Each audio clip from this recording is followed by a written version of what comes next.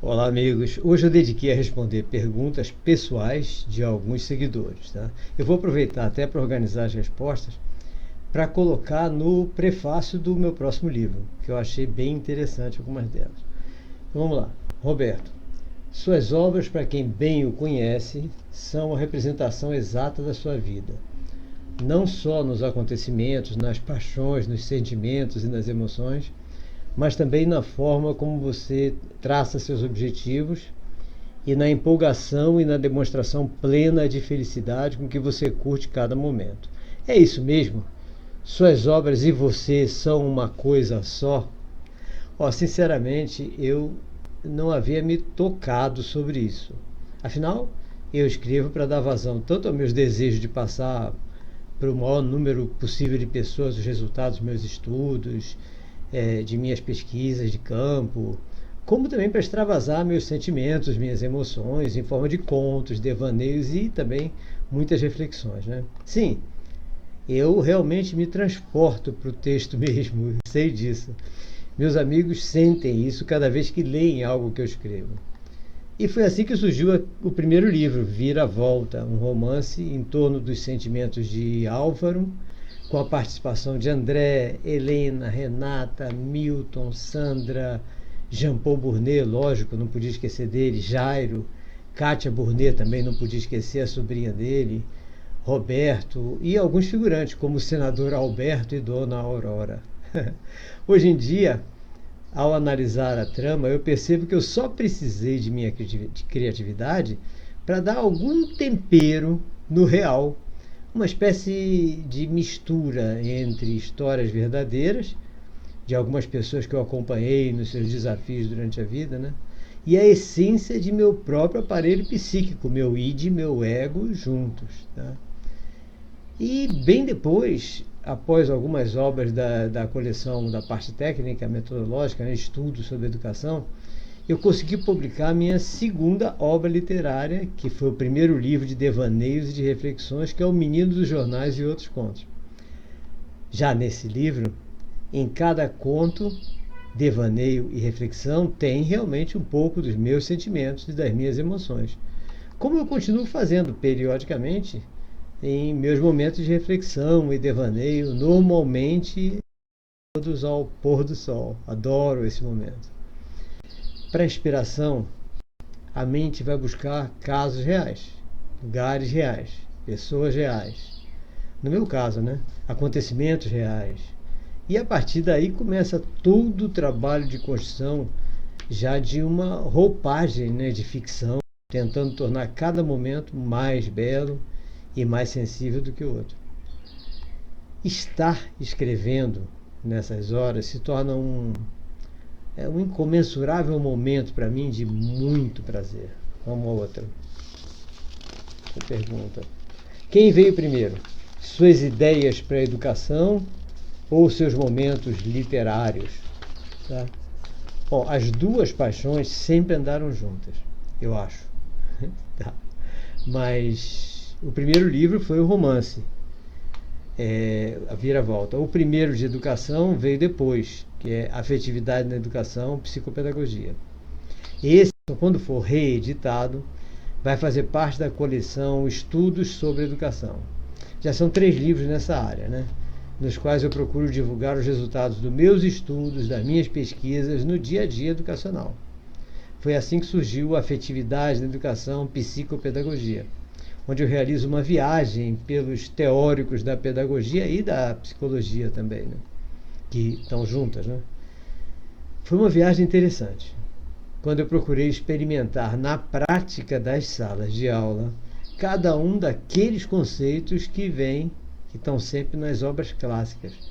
Primeiro, para que eu tivesse certo de que eu tinha entendido tudo, né? E mais que isso, para ter condições de adaptar cada um dos conceitos deles ao aluno de hoje, com todas as suas novas roupagens, sejam emocionais, intelectuais ou comportamentais.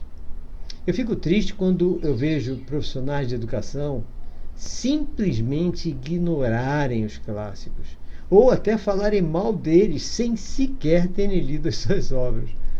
Muitas pessoas assim tomam conhecimento das teorias e autores por meio de autores secundários, ou seja, alguém falando dele, ou até por meio de resumos do tipo pesquisa Google, tá? Sem jamais terem entendido seus conceitos e nem sequer terem experimentado suas ideias em sala de aula. Isso eu tenho visto muito, isso é terrível. Bom, mas vamos a outra. Roberto, qual o seu objetivo maior com seus livros? Bom, um deles é apresentar um canal de troca, tá? Troca de experiências, né? Já que eu tenho recebido muitas mensagens contando casos semelhantes aos que eu relato nos livros, né? Pedindo orientações e tudo mais. Então acaba dando oportunidade às pessoas verem um caso semelhante ao seu. Aí tem lá o e-mail, entra em contato, conversa comigo e começa uma orientação, né? No caso específico do Afetividade na Educação, o meu objetivo foi dar aos pais e aos professores os elementos mais importantes para que cada criança tenha a oportunidade de crescer sem os traumas e neuroses resultantes do mau entendimento de cada uma das suas fases de formação. As pessoas confundem muito, por exemplo, necessidade com birra. Isso até, e no autismo, então, isso é fundamental, tá? Eu parti, então, do entendimento do educar, com as implicações da prática correta e a equivocada, né? Daquele binômio amor-limites, para entrar, então, depois na análise criteriosa do educador, onde eu trabalhei os seus focos, autoentendimento, frustrações, etc., e a sua relação com os pais dos alunos e com os próprios alunos.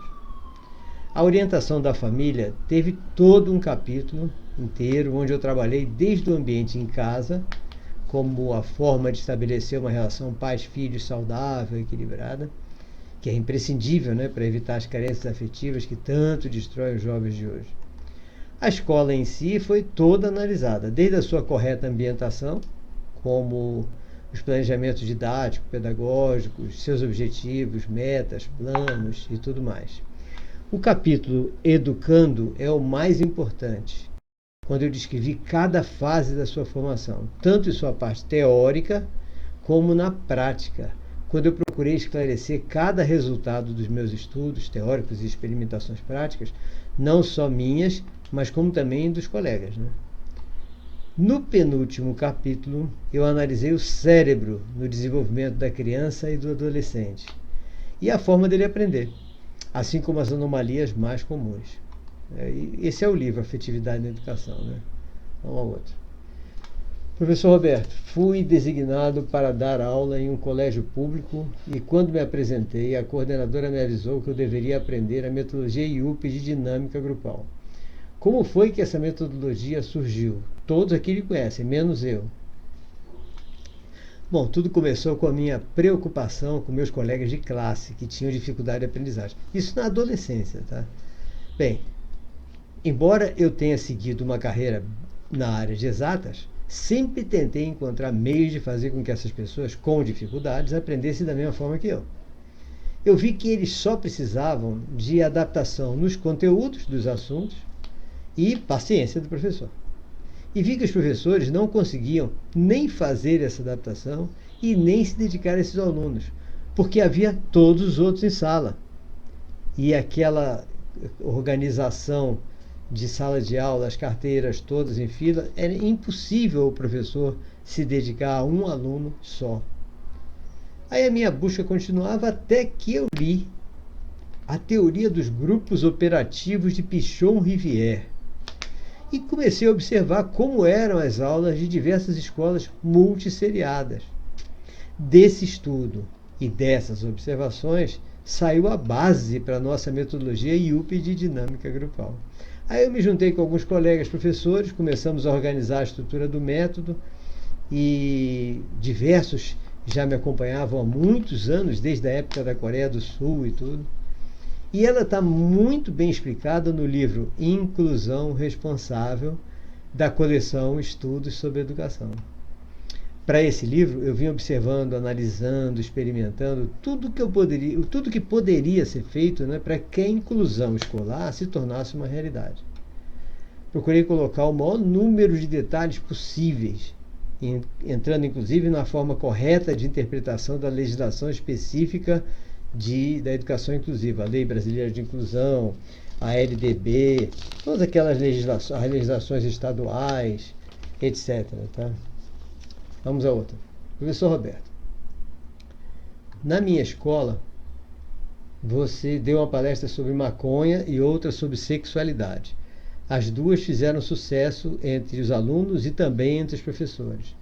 Tem isso nos seus livros? Bom, sobre drogas, ainda não. Mas um dos meus livros da coleção Estudos sobre Educação é o Sexualidade Humana. Nesse, eu relato os estudos e os conceitos fundamentais da libido, passando pelos estudos científicos da construção da personalidade sexual e as mais diversas anomalias e diversidades. Nesse livro estão também as dicas sobre como lidar com a sexualidade nas deficiências mentais, síndromes, transtornos, etc. E no final estão orientações que fizeram sucesso mesmo aí na sua escola, que foi a construção do gráfico de fertilidade, lembra? Já teve até professora daí da sua escola que me retornou dizendo que seguiu a orientação sobre a escolha do sexo do filho e deu certo. Fantástico isso, né? Muita gente tem dito que aquela orientação minha, lá das páginas finais, né, desse livro, que tem dado certo. Professor Roberto, o que vem de novo nas suas pesquisas? Bem, agora depois que os cientistas de Lausanne, na Suíça, constataram que as nossas redes neurais são capazes de realizar processamentos em até 11 dimensões, foi a oportunidade de eu acelerar a publicação dos meus estudos sobre a construção da inteligência. Tá? Então esse vai ser meu 6º livro. Embora seja o 4º da coleção Estudos sobre Educação, mas é o 6º livro meu. Nesse eu mergulho em uma das minhas paixões, que é a possibilidade de nós termos 3 cérebros interligados, cada um com uma finalidade bem específica e com significados bastante diferentes, mas complementares na sua essência. É o que vai formar a nossa mente, certo? Aí nós vamos ter já uma diferença entre o significado de cérebro e mente, que nós vamos ver que mente é superior a um conjunto de 3 cérebros. Mas isso é para depois. Essa parte vocês vão ler, eu espero que ainda esse ano mesmo, né? Espero publicar em outubro, nesse meu 6º livro, Estudos sobre Educação, Construção da Inteligência.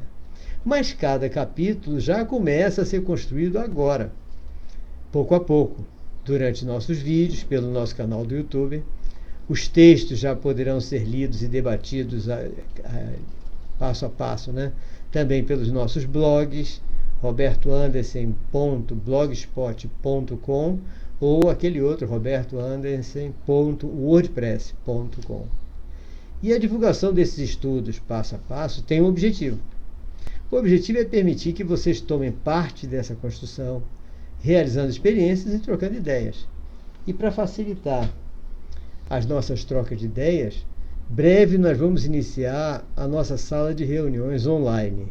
Aí nós vamos ter momentos de reflexão conjunta sobre os desafios enfrentados por cada um, todos os meus colegas, né, que estão por aí espalhados pelo Brasil todo, professores, terapeutas, etc., para que nós possamos então organizar uma formação continuada, boa, para que a gente realmente consiga mudar a educação no nosso país, né, pelo menos nas áreas que nós estamos passando, e salvar as crianças que estão sendo excluídas tanto da escola como da sociedade.